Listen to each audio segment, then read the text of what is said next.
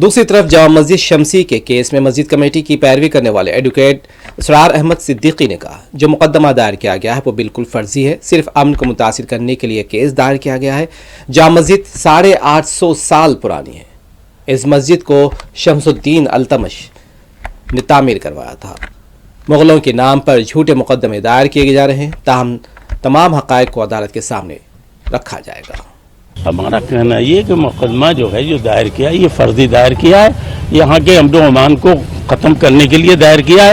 ان کا کوئی حق ہی نہیں ہے نہ کچھ ہے۔ جامع مسجد 850 سال پرانی ہے، اور جیسے انہوں نے یہ کہا کہ مغل آکرانتا، ان کے اپنے دعوے، مغل آکرانتا سے تو کوئی مطلب ہی نہیں۔ یہ جو ہے غلام بخش شمس الدین التمش نے بنایا تھا، انہیں ہسٹری کی نالج نہیں ہے۔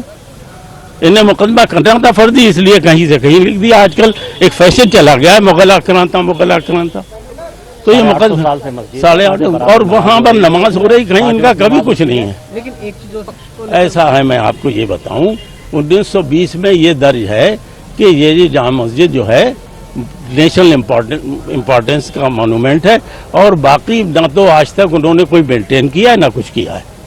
اور ایس آئی ایکٹ کی بات بھی کریں، ایس آئی ایکٹ بھی جو ہے بار کرتا ہے سول کوڈ کا جوڈیشن کسی میٹر، تو انہیں کوئی راستہ نہیں، نہ ایس آئی ایکٹ کے حساب سے، نہ 91 کے ایکٹ سے، نہ وقف ایکٹ سے، نہ کوئی کاز آف ایکشن ہے، اور کچھ نہیں ہے ان کے پاس۔